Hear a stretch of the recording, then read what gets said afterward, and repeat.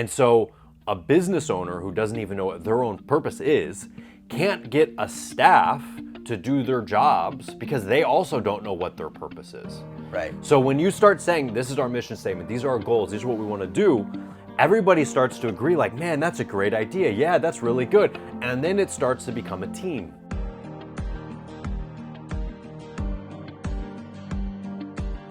All right, my name is Robin. We're at the Trust Business Podcast. I have a very special guest. This is Mr. Neil Winteregg. Hey, Robin, thank you. Hello. Thanks for being on, man. Thanks for being on. All right, we're gonna have a great time. We're gonna talk about finding your purpose in business. Is a topic that you wanted to talk about, and I would love to talk about because it is so vital. So talk to me. First introduce yourself. Tell the audience who you are, what you do, you have a couple different business ventures that you're into. Yeah. So talk to me. Tell me about Neil. Okay, well, I'm originally from Indiana. My dad had a dental office up in a small town called Plymouth, Indiana, which is just a little farm town like the rest of most of Indiana. You're driving along and there's a cornfield and then there's a town. And he really set me on my entrepreneurial type path.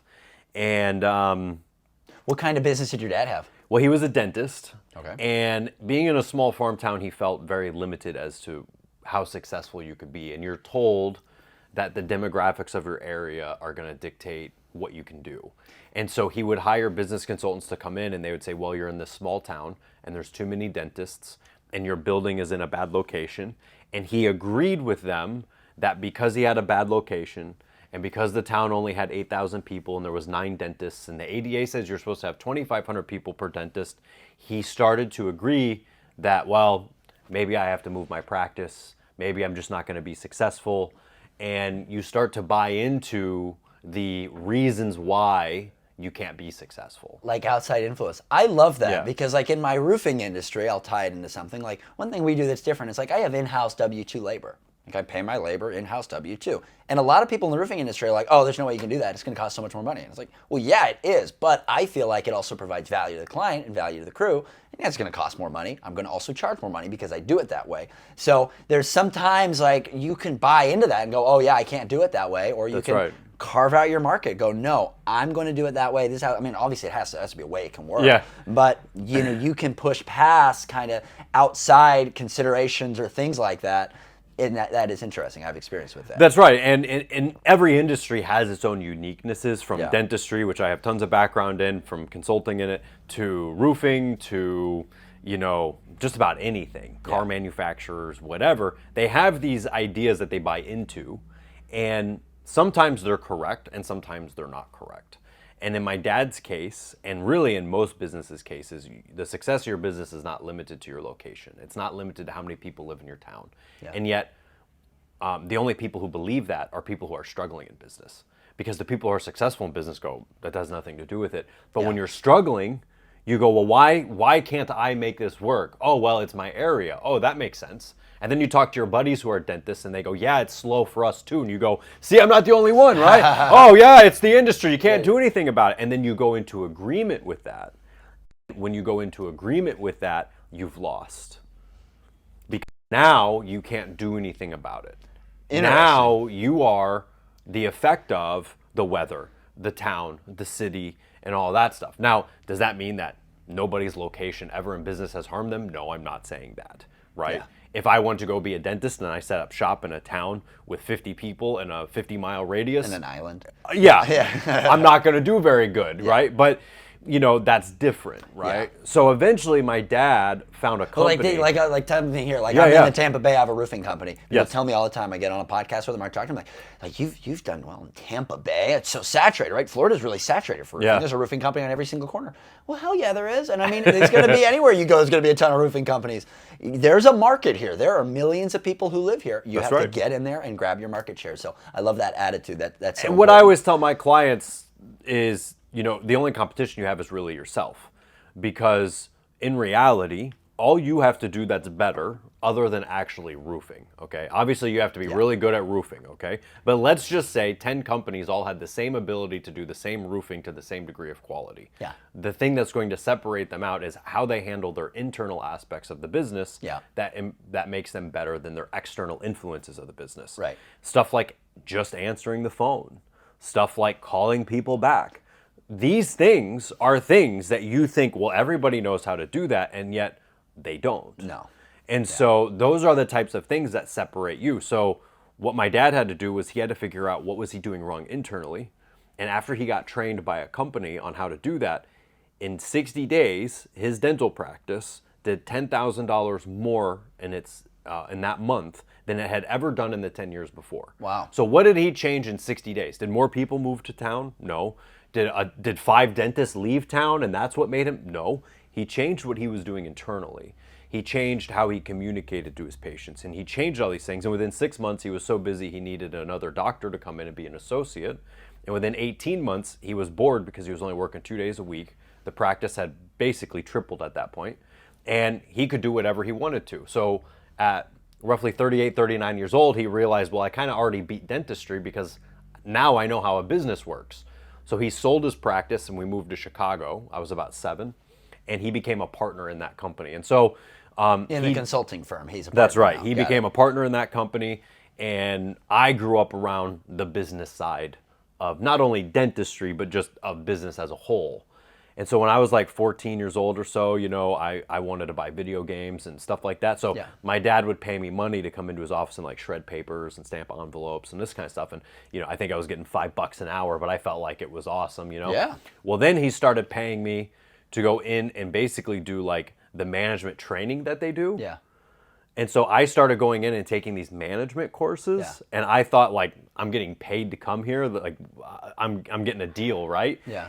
But I actually realized like, wow, this is way more interesting than what I'm learning at school. Like what I'm learning at school is boring and I can't do anything with it. This is actually something that I find valuable. So my dad said, when you're 16, you can do whatever you want. Once you graduate high school, you can do whatever you want. So I graduated high school early, and I just started working there. And I started 16 years old, cold calling doctors' offices. Wow. As the years went by, I obviously came up and I started doing lectures and traveling and then hosting the lectures, selling all the consulting and training that we did. And so I have many years of being a lecturer, being a public speaker, traveling the United States, all over Canada. Wow. I can tell you which restaurants to go to and which airports because I know gotta them keep that in way mind. too. I know them way too well, and it just kept going from there. But as time went on, my dad kind of started turning over some of his functions at the dental practice management company because he wanted to do other stuff. So he set up a nonprofit for dentists. He set up some other things. He started traveling the world doing just business lectures. He wrote a book called Fun at Work, and we established a company. Yeah, fun at work. Fun at work. I like that's that. Right. That was my dad's philosophy. One of the number one things, and I feel like a key for me personally succeeding, and I see this across the board too, is changing that attitude. Because you were talking about like attitude of a town, maybe saying, or someone saying, "Oh, you can't succeed in this town. There's not enough people." That's right. Or whatever. Well, there's another attitude out there. It's like work's not fun. Work is boring, or work sucks. Or like there's this attitude That's out right. there. I don't have it. The people who I know are successful don't have it. But I know a lot of people who aren't successful who buy into this viewpoint, right? And as soon as you've bought into that viewpoint, you've lost. Because if your work isn't fun, if you haven't been able to find work that you enjoy, right? And you're not going to enjoy every single type of work. There's certain work that I might not enjoy, right? But if I was doing that, I would go, okay, how can I utilize this opportunity I'm in now to get to a different opportunity or a different thing that I would find fun, right? Kind of having viewpoints like this. But that's a viewpoint that a lot of people buy in, right? Work's no fun. And that's like, no way. You got to figure out how can work be great, because you're going to work at the end of the day at least half of your days, right? 40 hours a week, if not more, if you then factor in home chores and this, taking after the kids. Like a lot of your life and time is spent working. So you got to figure out how to enjoy it. So I love just the title of that book. That's right. And that was my dad's philosophy: is if it's not fun, I'm not doing it. So my dad was the type of person who, like, if he had to do something, he had to figure out how he was going to make it fun or what he was going to do. And so that was his core thing when talking to his clients, is like, we got to get these people to have fun again and enjoy what they do. Because especially at that time when he's working with dentists, it's like they have to enjoy helping their patients. If they can't enjoy helping their patients, it doesn't matter what they do business-wise. Right? So his idea was they have to have fun at what they're doing. And so his philosophy was, if it's not fun, I'm not doing it. So he started another company with me and my sister. It's called Matterhorn Business Development. And we started working with outside professions, just the three of us, outside of dentistry. And so his idea was to write this book, Fun at Work, because he was very well known in the dental community. And he started to turn over his duties and jobs there and was only going there, 3-4 days a month kind of a thing, speaking at specific seminars and all that. But he was like still bored. Like, I want to do something. I want to help more businesses. Yeah. So we started doing that with Matterhorn Business Development. And so we started piecing together different things, especially learning what dentists were good at versus, and what's funny is when you talk to a dentist, they have specific problems. Okay, if I started talking to another roofer, they would have the same exact problems. Yeah. We just have different titles and different words for them, but it's the same problem. So when you realize that we all run into the same problem, which is like managing people, giving them jobs to do, how to be successful, like all those things are what everybody's running into. Right. There's basic business problems that everyone does run into across the board. They just have a different name for it. One thing that's interesting is, okay, you talk about like the dentist practice and having fun, enjoying taking care of their clients, stuff like that. That is so important and so key. It's one of the things that I push on and harp on a lot, like with Trust Roofing with my company. And it can be a little bit of a buzzword. It's like, oh, company culture or mission statements or purpose. Like there's these buzzwords that people use, but they're not buzzwords. Like this is real. You can call them whatever you want, but these are the most important things, in my opinion, in developing and getting a team to succeed. Like with my company, for example, I remember when I did a simple action. I wrote a 1.5 paragraph policy, I called it. I called it the Trust Roofing Company Purpose Policy. I put this in writing, and it laid out what we're doing. We're trying to create an extraordinary roofing experience for our clients. We're trying to uplift our crews and our employees, right? Trying to uplift our communities. We put the gross revenue dollars that we wanted to get to as a company through growth and also maintaining a family spirit. Like we put all this in writing, I did, and I went over it at a company staff meeting. And at that time, we were probably revenue-wise pacing for like, I don't know, 5 a year, 6 a year, $1 million, right? And I went over this with the whole team, and man, they were hyped. I was hyped. Like it was like, whoa, this is actually what we're doing. This is why we're in business. We're not just like, and everyone kind of knew we were building this awesome company, but it just wasn't in writing. It wasn't out there and being operated off of. That's right. So that was kind of the start of my journey of starting to implement some of that stuff. And then eventually, I grew on that. And okay, good, these are the core values. Okay, this is the project manager's role. And the project manager's role would tie into that ultimate purpose. Like, how are we creating this extraordinary roofing experience? Well, he's going to shake the customer's hand right in the morning. He's going to tell the crew to do this. He's going to make sure the site is clean. He's going to do this, that. And everything we build goes off of that basic company purpose. And it changes the game because now you're not just showing up to the house to be a project manager. No, you're showing up to create an extraordinary roofing experience and to build this trust roofing dream. It's not just my dream, like trying to get it into everyone else to have that dream of building it as well. When you start getting that going, now you start to get some real passion out of people. And then the other thing you do is you attract people who want to be a part of something like that. Because there are people out there, they don't want to just work a job. They want to they want something more. What you did, whether you realize it or not, Yeah. is you made the company goal real.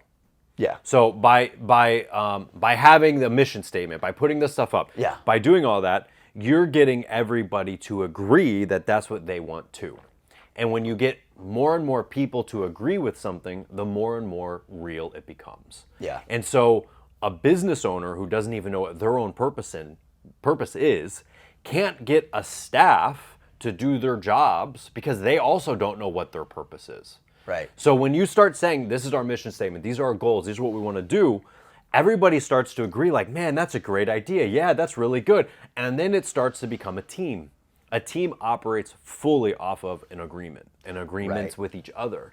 A football team is one gigantic agreement. What is a play that the quarterback calls? It's an agreement of these words mean this thing, which means I do this. Right. And the team that executes those agreements the best is the winner. Right. That's literally all it comes down to. Right. So when you get your team to agree that this is our goal, this is what we want to do, the people who agree with that start moving towards that goal. And the people who disagree, the anchors as I call them, the anchors will either make a lot of noise and make life miserable for everybody until you fire them, or they will just walk out the door. And to go back to your point, people who want that same thing attract to you and you can hire better people. Right. I love that, man. And to that point too, and I compare business to sports a lot too. So I love that comparison. That illustration is freaking awesome. But one thing for leaders, for business leaders to understand, this is something that I didn't always realize and understand, but this was one of the key things that I feel like I learned that helped me start growing to be a better leader, is realizing that okay, let's say we're talking about purpose. Let's say you want your company to have purpose. In order for your team underneath you to have purpose, it's going to start with you. The more purpose you have up here, then the more you're going to be able to get that down. Like if you want your sales reps to have income demand and want to get out there and really, tell a client about the company and close that deal, you have to have income demand at the top. If you want your team to work hard and do what it takes, you need to work hard and do what it takes.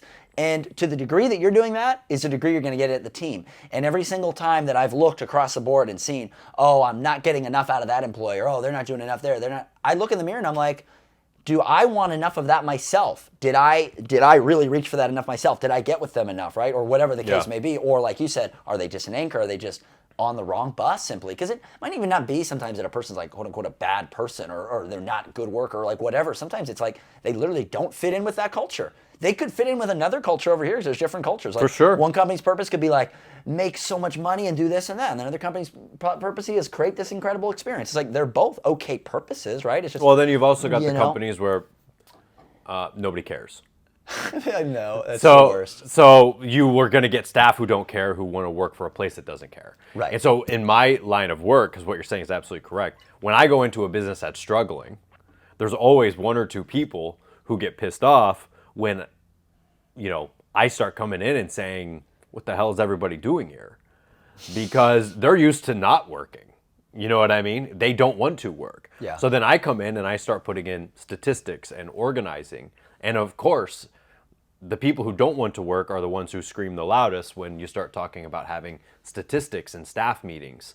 It's because they don't want to be a part of a team, and then those are the people that leave, right? Right. Because they want to go somewhere where they can just blend in and do nothing. Now that's the other end of the spectrum, Right. but what you're saying is absolutely correct. You have to have a team with a leader, and every business has to have that basic purpose. And that was the whole point of the book Fun at Work, is how do you make your job, your career, your business fun? And what are the steps you do to be successful in having the most amount of fun that you can? And so that is the policies that we apply at Matterhorn Business Development to be able to do that. So me and my sister and my dad had started that, and then we started our own YouTube channel, and we started growing, and we hit like 1,000 subscribers, and then we did more, and unfortunately my father passed away a few years ago, and so when that happened, we had to like handle some family affairs and do different things. And me and my sister decided, we're going to keep going with our dream of Matterhorn Business Development, like growing and getting a bunch of clients and doing a bunch of stuff. So we still have that. We still have the channel. We still have clients. We consult in many different industries. And the biggest thing that we work on is how do we have fun? And then we also implement a system called Profit First to get their finances under control. That's the number one reason that small businesses close is poor financial management. Yeah. So one of the first things we do is go in and figure out like where's all the money going, and implementing this Profit First system, we actually help them start making money. And so like those are the areas that we focus in first and foremost to get a business going again. And then from there, we just continue to help them and grow and, continuously increase their production and their collections and things like that. So we do that. Now, at the same time, I had started another company called Indigo Water Systems. At the time, it was called Healthy Home Systems. It was just me. How long have you been doing this one for? So I started this sort of out of necessity, but also out of fun when COVID hit. Yeah. So interestingly enough, I was lecturing. It's an essential business. Right? It is. Yeah, it is. it's But services. I was lecturing for my dad's practice management company, more as an independent contractor. The last few years that I was there, they would basically book me on 2 to 3 lecturing trips per month and just say, hey, go here, go here, go here. And they would have everything booked, and I'd show up and I'd do the lectures and I would oversee flying it. around the country to do these lectures. Wow. Yep. And, 2-3 days a week, 2-3 weeks a month kind of thing. And so I was kind of in charge of these seminars and these things that we were doing.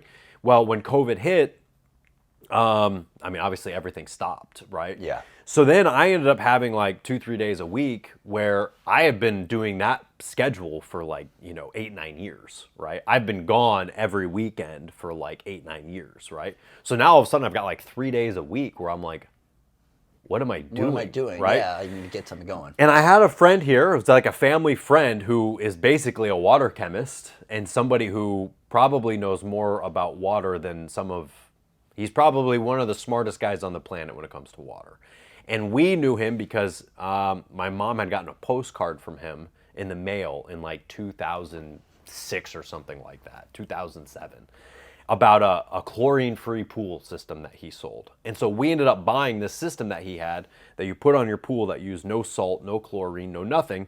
And he'd just been like a family friend ever since. That's kind of like our family. Yeah. Like, we like you. You're coming over at Christmas, Thanksgiving, you know, like, so, and I had helped this guy with his business because I was helping other, right? So he showed me how he makes filtration systems and what's in water and how it works and all these things. And so I always was just fascinated and going to his shop and just seeing him, why he's taking this special type of carbon and putting it in a tank and then putting this in there. And then he's showing me these bags of stuff that he gets from like other countries, and it's like $1,000 a bag of this special stuff that removes specific things from water in Florida.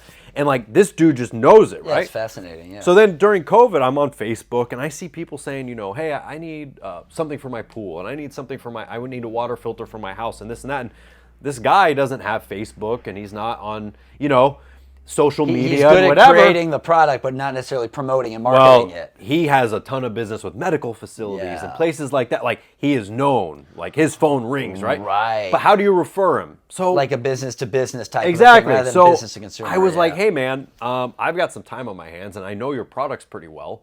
Can I start my own company and sell your products?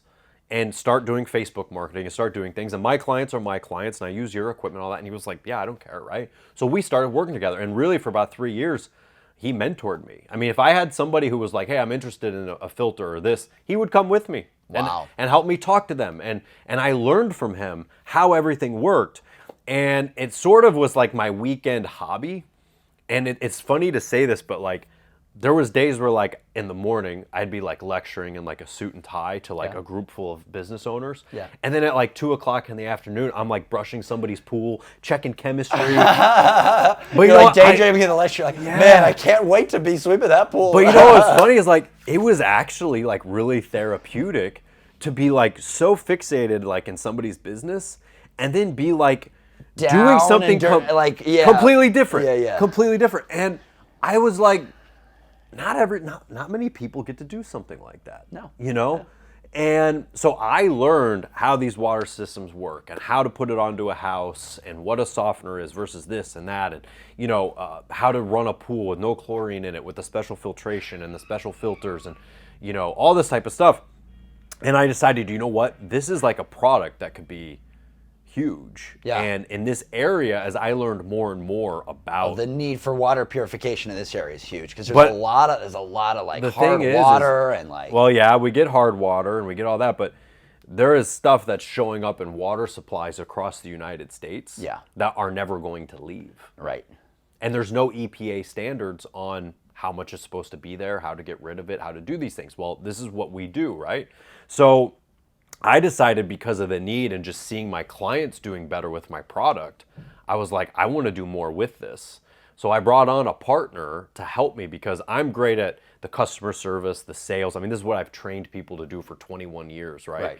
How to talk to people and what to do. I brought somebody on who could help me with all the back end stuff. Yeah. That like I could pay people to do, but it's way too expensive. So I had a partner come in. You know him. His name is Matt. And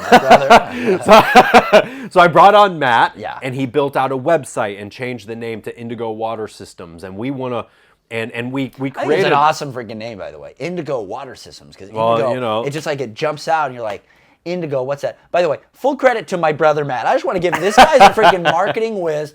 I'm sitting in his kitchen and I'm talking to him about my dream of this company. And I tell him, Trust Roofing, I say it's going to be a company. Basically, we're trying to build an entire brand around trust. We're trying to build a staff culture around trust. We're trying to this, we're trying to that. We're going to blah, blah, blah. And I'm like telling him about my whole thing on the company. And he just goes out of his mouth saying, you know what, man? It kind of sounds like your slogan should be something like, you know, our name is our promise. That's kind of what you're going for. And I was like, bro, that was like marketing freaking genius right there. I wrote it down immediately, right? I took action. You didn't want to forget that one. Marked it down. I was like, that's gold. I'm using that. And I tried it out on my first logo underneath. And I was like, I love that. I think that's just catchy. I think it's memorable. And I think it shows exactly what I'm going for. I'm trying to build a brand based off that name. Anyway, but shout out to Matt. He's just awesome. But yeah, Indigo Water Systems. Awesome name. So now we can talk more about the water stuff soon, but like basically. I want to talk more about water. Yeah, we will. But basically, I had to, like my purpose with that company is what guided me into that company, right? And an interesting story, and not to get into too much detail, but at a certain point, I had to decide how much time do I want to put into the water systems, how much time do I want to put into my other stuff, and whatever. And so I contacted several people and spoke to them because they already have existing businesses, not in water, but in homes and in things and whatever. And I said, listen, you're already in people's homes and you're already doing so much stuff. And I've got these amazing water filters that I can produce and supply to you. And you've got the marketing power and the things to be able to like make this something for your business that would be successful. Yeah. And everybody was pretty much like, yeah, I don't know, whatever. And I spoke to several people in those industries and I was telling them how to make money doing it and how it works and how easy it would be and all this stuff. Are these and people I in realized, industries that kind of would align similarly? Oh, 100%. Yeah. 100%. Like it's a no-brainer. Yeah. But you see, that was my purpose. Yeah. That wasn't their purpose. So eventually I was like, well, you know what? Instead of trying to give this to somebody, Yeah. I'm just going to make it happen myself. You shouldn't do it yourself, yeah. And I'm just going to figure out how to make it go big. Yeah. And so that's when I reached out to somebody who like I knew I needed help with the website and with the SEO and the marketing because that's what I just don't know how to do. Yeah. I am the customer service guy, the sales guy, the guy who knows how to talk to people and understand people and get them to understand what they need and get them to see if, and also I'm the type of guy, as people know, everybody thinks a salesman is this prick who just won't leave you alone. I'm not, that's not real salesmanship. I'm a true salesman. And so I go out and if they don't want my product, that's fine. If they think it's too expensive, they can go somewhere else. I just tell them the difference between my product and theirs. But I just decided I needed somebody on that back end to help me. And so I made the purpose of Indigo Water Systems my purpose rather than try and give it to other people who, believe me, it would have been very good for them, but it wasn't their purpose. Right. It was my purpose. It was your purpose. Gotcha. I want to just touch on something that I think is so cool and it's like humbling, but this is like business gold right here is you looked at, okay, you're going to start this business Indigo Water Systems. You're like, okay, I know that I'm the bomb at this side of things, the people aspect, the sales. You're like, this side of the business, I might, maybe I could do it or I could pay someone, but it might make more sense to either bring on a partner or bring someone on or whatever the thing is. But this is so important is recognizing as a business leader, as an owner, what are my strengths? What am I good at? Yeah. And what am I not good at? And being humble enough to get help and pay the help well, or even if it's bring on a partner or whatever, to take care of those sides of things. Because I know there's sides for me, like, I don't know, like bookkeeping, accounting. That's not something that I'm strong at. So I pay people. I find good people to take care of. That's what you got to do, yeah. Yeah. And like for me, I have my mom who's 50-50 partner with me in this business, and she's good at some of that stuff, like that, like legal, right? So she takes care of some of that ends. But just being humble enough to go, hey, these are the things I'm really good at, and then bringing in other people who can help you with that. That's right. And then when you do that, that's when real magic happens, because you very rarely can do everything yourself. It's just impossible that you're going to be good at every aspect of business yourself. Correct. And you're going to limit yourself because you can't do everything at the same time. Yeah. So for me, I'm not normally the type of person who a lot of businesses that struggle think that the solution is to bring on a partner. And that's usually the wrong thing to do. Yeah. Because usually you're struggling not because you need a partner, right? They think having a partner means it's going to be easier. But, like in dentistry, for example, because this was usually what they would try to do is bring a partner in. So I'm a dentist and I'm struggling. Yeah. So I bring in another dentist. What problem did I just solve? I didn't solve anything. It didn't solve our struggles. We still have the same problems, right? I looked for a person who was an entrepreneur, a person who didn't want this to be a 40-hour, 9-to-5 job, and somebody who had the same ideas that I did about how to run it and how to manage it and what we wanted to do with it. Yeah. If I paid a full-time employee to come in and do that job, I wouldn't have been able to afford them. Yeah. Because this was like a part-time, weekends, referral business until I decided to make it bigger, right? Yeah. So I needed somebody who had a similar thing where, because I do different stuff, right? I'm not just working on one thing all day. Like I said, I might be doing a lecture in the morning and then I'm out cleaning a pool or selling a water system at 2 o'clock, right? So I need somebody who kind of has that same setup too. Right. Until we build a base and a foundation to bring in a full-time employee, which we already know how to do that. Yeah. But I needed somebody who could do the stuff I couldn't do. Right. And I needed it to be somebody who wasn't going to be like, hey man, why aren't you cleaning a pool right now? or whatever, right? Like, Yeah. it needed to be a fit. And so Right. I had to find somebody with that fit. And that's why Matt and I get along so Yeah. well, is he's very similar. Yes. I told him, I don't want to build a website and I don't want to go to the bank and do deposits Yeah. and pay taxes and figure out how payroll works. And he's like, well, I don't want to go and figure out why somebody's pool filter Pool's won't not turn on. working. Yeah. And I'm like, that's my job. You know what I mean? Like, so like, it's a perfect balance. Yeah. But if you're struggling in business, your solution can't be, oh, I'm just going to get a partner. No. Because he's going to know as little as you do about how to actually get yourself And out. I think that's actually really cool, though. And I agree with that in terms of partnerships. It's actually the best partnerships, in my opinion, are where one person, right, they're strong in another thing and strong in another thing. And then also, I mean, in my opinion, like having a lot of agreements is really important, Yeah. but enough, not even disagreements, but just ability of each side to respect one another enough Yeah. to kind of play devil's advocate. Be like, hey, I feel like, it'd be best if we do it this way. And I think, well, wait a minute, what about this way? And then be able to look at both of those ideas and come to a happy medium or the best of the both or Yeah. whatever. But no, Matt is awesome. But you also have to make sure, if you are going to bring in a business partner, that you guys also have that same common purpose. Yeah. Because what tends to happen, and sometimes it works out and sometimes it doesn't work out. Yeah. Let's say you have, because I do a lot with medical clinics and different Yeah. things, right? Okay, so dentist A, B, and C are all in business together. And they build this really big practice together. Yeah. And dentist A, who's been there the longest, doesn't care how much money the practice makes. He's got his retirement set up. The kids are through college. He's in his golden years, doesn't care. Yeah. Well, then the other two guys are like, hey, we want to do this. We want to spend money on this. We want to add in another operatory. He's like, no, because he's cool. But these young guys are like buying houses and they've got student loans and they've got young kids and they're like, we want to grow. Okay, well, that's an issue. It'd be like a marriage. You married someone and you want to have 3 kids. That's and they're right. like, I don't want to have any. It'd be like, oh, well, maybe we should have gotten married. I mean, like, That's whatever. right. So you have to make sure that the businesses are set up in a way. And what I've seen happen is an older partner or a partner with different ideas finally says, you know what? Let's do a buyout. Yeah. Well, then the other partner who wants to keep the business has no way of affording that buyout price because they've got those debts and those things. So then what do they have to see? You see what I mean? So you have to find a partner who has that same common purpose of what do we want to do with the business? And you should talk about, well, what happens if I want to buy you out and I can? Like there should be agreements in place about how you want to handle things. And what are your views about this? What are your views about that? And if it doesn't fit, it doesn't fit, right? But as long as the common purpose is there and you've established what the purpose of the business is, you're good. The other thing I will mention that my dad always talked about when establishing your purpose, it's never about money. The money is the end result of your purpose. Money is an indicator of how many people you've helped in business, right? So your goal is not, well, I want to buy a Ferrari, right? Yeah. You want to have a business that allows you to buy a Ferrari, Yeah. but how are you going to make that money that gets that Ferrari? Yeah. That's what you focus on in your business. Yeah, that'll be a ripple effect based off of Correct. how many people you helped and how Correct. well you achieve this purpose over here. Yeah. Correct.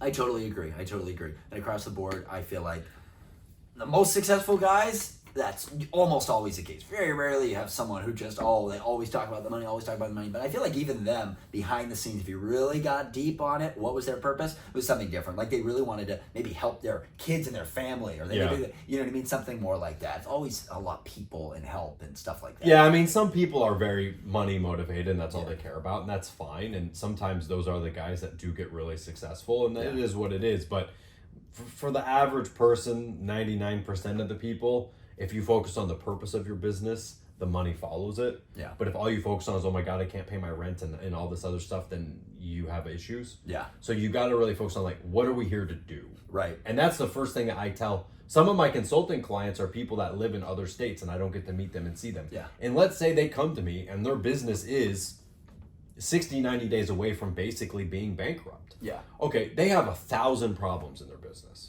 1,000. And I could focus time on handling any of them. Yeah. But what's the first thing you do?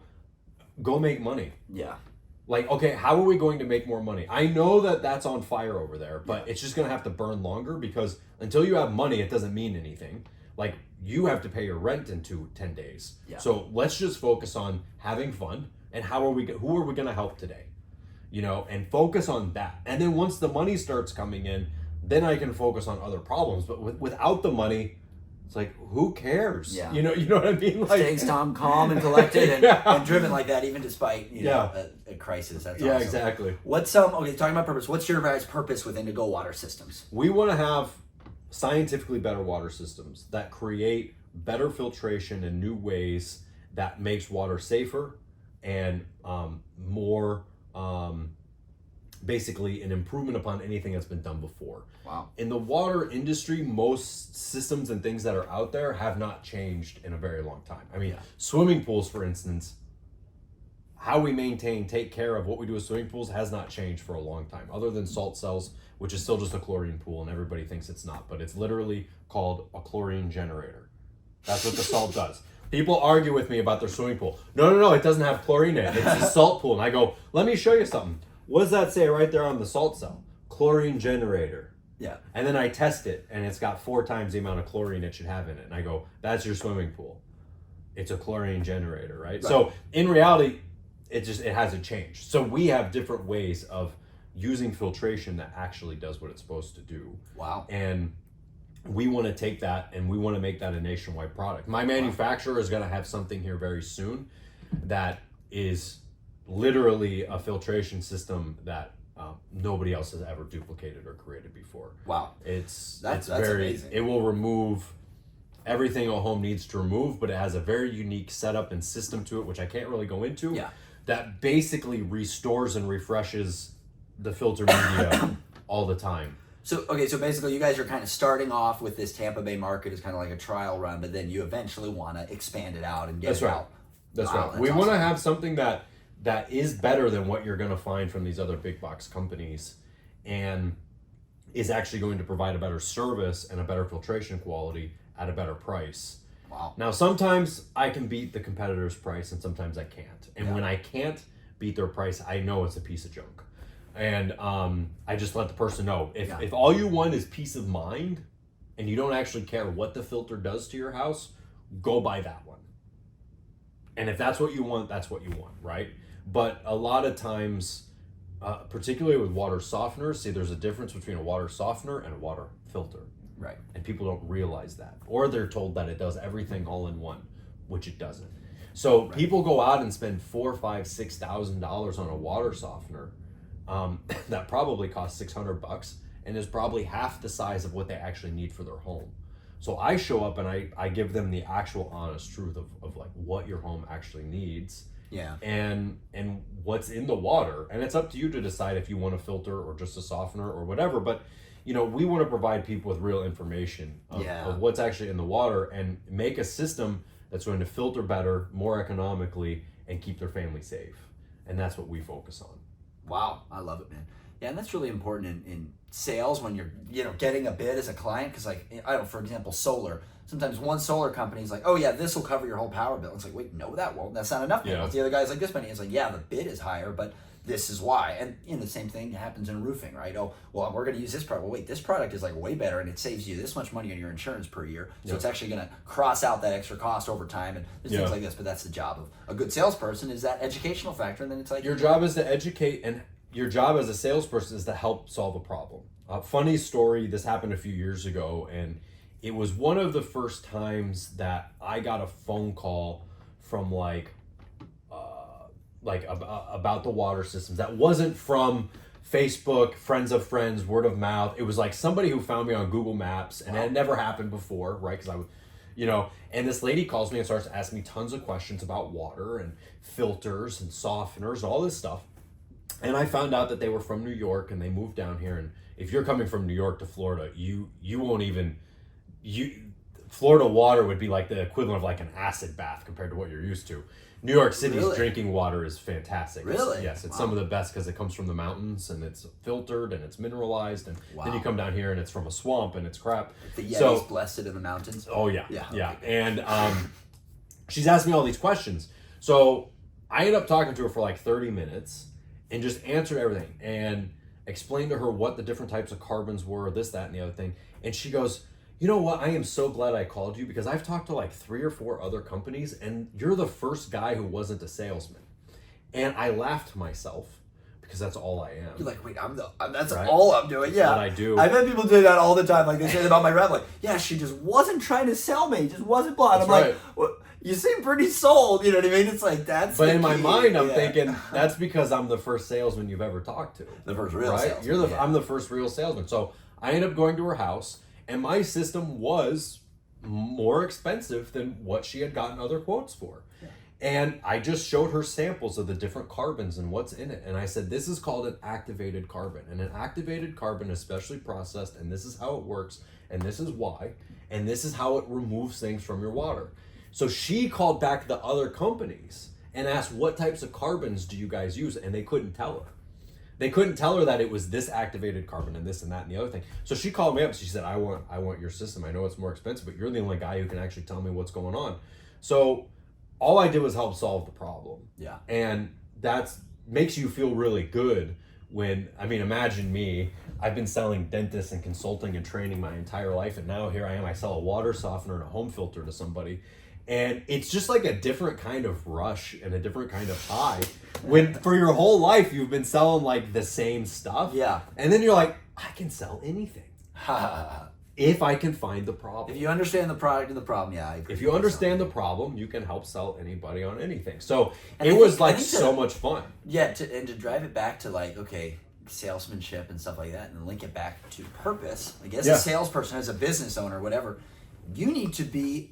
It's important to be convicted in your company, in what you're doing, in your purpose, right? Absolutely. Because the more conviction that you have in A, in your purpose, what you're trying to achieve with this thing, and then B, in the company and how good it is and all the reasons it is and all this stuff, the better of a salesperson you're going to be. Because like I know me as a business owner, I can sit down and talk to them about their roof, and I just have full conviction that I feel like, hey, I know that my roofing company is going to take care of you as good or better than anyone in the competition. Because at the end of the day, I know that the buck stops with me, and I know that I am going to take full and utter responsibility of the job and of how everything goes. It's just how I am, right? So having that conviction and having that purpose as a salesperson and going to sell something, and when you're selling your business, you're not just talking to clients, you're talking to your employees, potential employees, people you're going to hire, partners, someone who's a supplier. Like you're selling to all of these people. Yeah. Being convicted and having that purpose is just like so key. Yeah, absolutely. And especially, so it was a learning experience for me going from what you would say high-end business consulting, let's say, you know, because I was working with dentists. You're working with people who went to college for 8 years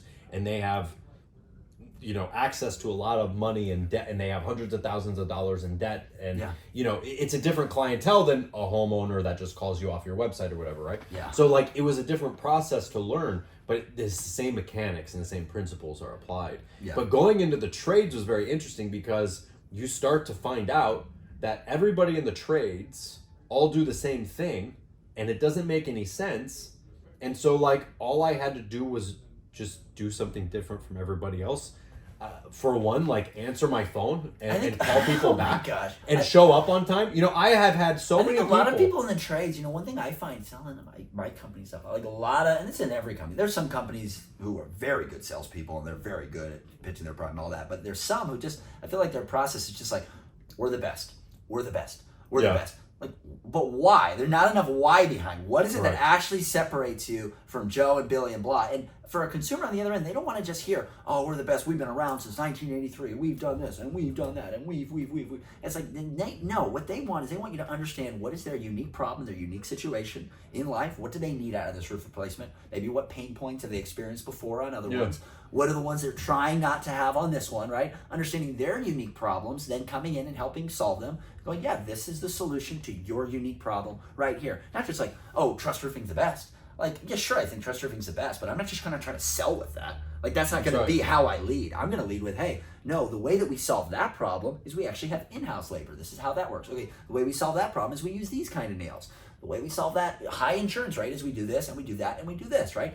Rather than just, again, we're the best, which I feel like is what a lot of people do when they're selling in the trades. Yeah, and it's true. Especially if you're just like a sales guy working in that company. Yeah. That's kind of your approach to selling everything. Yeah. You know, but what I've learned is like, if I answer the phone, people talk to me. You know, I had a guy call me last week off my website. It was Saturday morning. It was like 10 o'clock.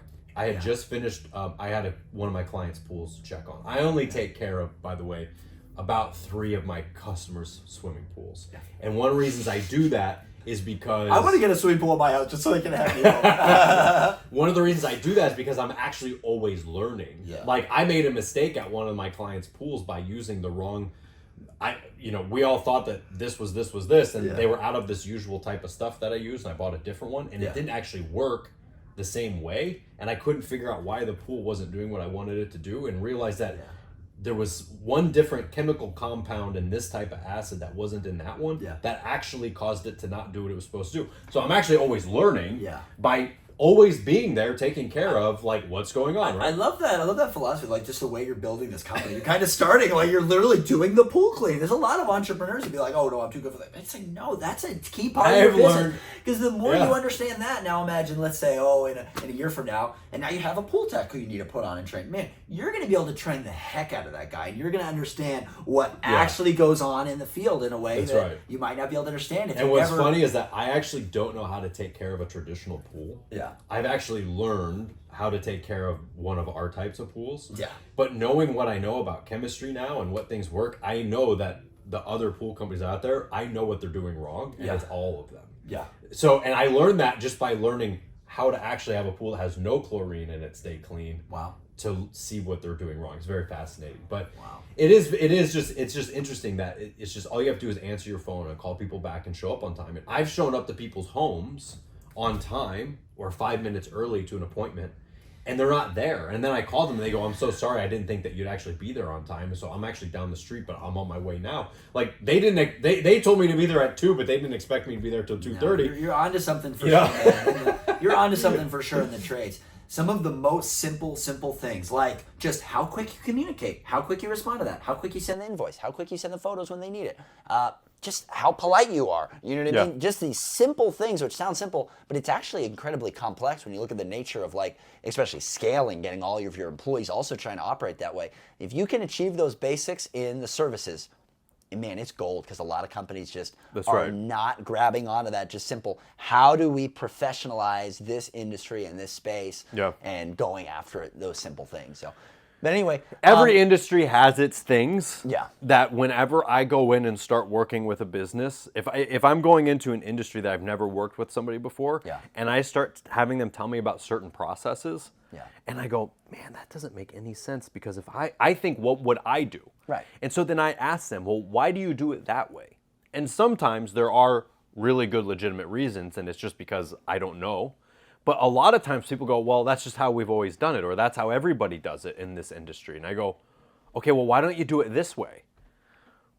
Yeah. And there's kind of like nobody ever thought about it before, because everybody's just agreed that this is how we do things in this industry, even though it's outdated and makes no sense, right? Right. And by doing that, by doing things different, you can carve out like a niche. You can carve out, like, they call it, like, a blue ocean or whatever. But you can carve out a niche just within your industry, because other people just aren't doing that way. And it could be a way that maybe it costs a little bit more, but maybe it really takes care of the client. Maybe it pulls in a different kind of clientele, whatever the case may be. That's right. But anyway, man, you are awesome. You are the bomb. This has been freaking a blast and a half. So, Indigo Water Systems, that's your current operation, your company. You have some other things you do. You do lecturing. That's amazing. What should people in the audience do if they're interested in getting a quote or learning more about Indigo Water Systems, what you guys do there? Well, right now they can go to our website, indigowatersystems.com. It's our brand new site. It just got finalized and put up about 2 weeks ago from the time of this recording. There's more stuff coming. We don't have anything about our pool systems on there. That's very specialized equipment, and that is something that we got to put a lot of information onto the site about. But they can go there and then just give us an email or shoot us a call. My cell phone number is literally on the website. So when people call, they literally just reach me to talk about their home water systems and stuff like that. Nice, we can man. ship nationwide. And if you're local to Florida, I'll come out to your house. I'll talk to you. I'll see what's in there. And, I will say, if you're interested in finding out what's actually in your water, there's a website called ewg.org, and it's an independent third party that does data gathering of what's in people's water. And you type in your zip code and just read it. And if that scares you what's in there, call me. And that's what I tell people when they say, hey, can you come out and test my water? And I already know what's in your water. You live 5 miles from me. Our water comes from the same place. Yeah. And It's not good. people think that, like, the water in their house is different than the guy across the street. And in reality, there's very few circumstances for that, unless you've got like a really old house with really bad plumbing. Then it will create a difference. But go to ewg.org, type in your zip code, and you'll see that there's stuff in there. Not to go off on too much of a tangent. Yeah. But the big thing, if you're looking into water, is there's this stuff called forever chemicals, PFAs. I won't get into what it all means because I can't pronounce it. But PFAs are basically manufacturing and chemical runoff, particularly plastics and things like that are in the water, and it is in everybody's water. Wow. Okay. And forever chemicals are not regulated currently by the EPA. They're not tested, but they're there. And if you start searching it, you will find it's everywhere. And I had somebody challenge me a couple of weeks ago saying, oh, there's no PFAs in Clearwater and Tampa, whatever. Well, 2 days later, I found a news article that says that Tampa is pledging to be the first water treatment facility in the United States to remove forever chemicals out of the water. Wow. To do that, it's going to take over 20 years to develop an entirely new filtration system that's big enough to service just Tampa Bay to remove those, by which point we'll have other stuff in the water. Yeah. But it is an issue that is being acknowledged more and more, and our carbon filtration systems automatically remove all that stuff. So instead of waiting 25 years if you live in Tampa, you can do something about it now. But these are the types of things that are out there that I had never heard of until I started working. Yeah, that's what I'm like, man, there is a lot more, obviously, to water and to purification and all that stuff. It's not than just BTI. So it is, and so that's what I've kind of learned and developed, and that's part of my purpose is to help educate people on that and have fun doing it. And so go to indigowatersystems.com. If you need business help, you can contact us at matterhornbusinessdevelopment.com, and you'll reach out to me and my sister, and we'll help you there. I love it, Neil. Okay, well, thanks for being on. Thanks for all Thanks the for words having of me, wisdom. man. My purpose is reinvigorated. I appreciate you, buddy. Awesome. All right. Nice to meet you.